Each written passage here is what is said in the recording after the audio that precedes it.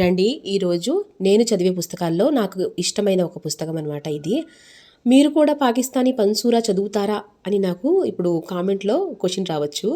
చదువుతానండి. గత 10 సంవత్సరాలుగా నేను పాకిస్తానీ పన్సూరా అనేది చదువుతున్నాను.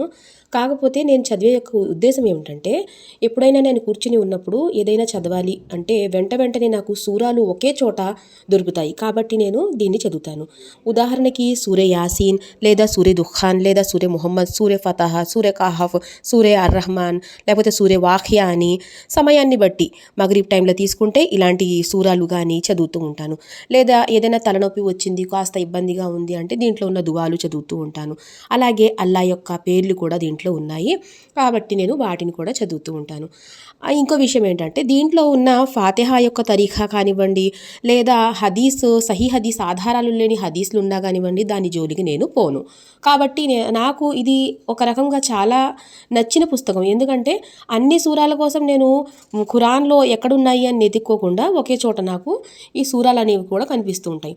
అదేవిధంగా అల్లా సుబ్హానహు తఆలా యొక్క పేర్లు మనం 99 పేర్లు చాలాసార్లు చదువుతూనే ఉంటాం. కాకపోతే ఆ యొక్క అర్థం కూడా మనకు తెలియదు. దీంట్లో స్పష్టంగా ఉంది. అలాగే నమాజ్ ఏ సమయంలో ఎన్ని రకాతులు అనేది కూడా ఈ పుస్తకంలో స్పష్టంగా ఉంది. ఇంకొక విషయం ఏంటంటే, మీరు ఖురాన్లో సూరాలు చదవచ్చు కదా అని మీరు అంటారు. అయితే నేను అల్హమ్దులిల్లా ఖురాన్ని కూడా చదువుతాను. డైలీ నాకు ఖురాన్ చదివే అలవాటు ఉంది. ఖాళీ ఉన్న సమయంలో నేను ఇక్కడ మెన్షన్ చేస్తున్నాను. ఖాళీ ఉన్న సమయంలో చదవచ్చు. అదేవిధంగా ప్రయాణాల్లో ఉన్నప్పుడు మాత్రం ఈ పుస్తకం చాలా బాగా ఉపయోగపడుతుంది.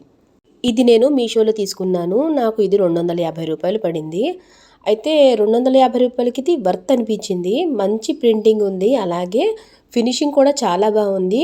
ఇక్కడున్న టెక్స్ట్ కూడా చూడండి, చాలా నీట్గా మనకి కనిపిస్తున్నాయి. నాకైతే చాలా బాగా నచ్చింది. మీకు కావాలనుకుంటే లింక్ అని కామెంట్ చేయండి.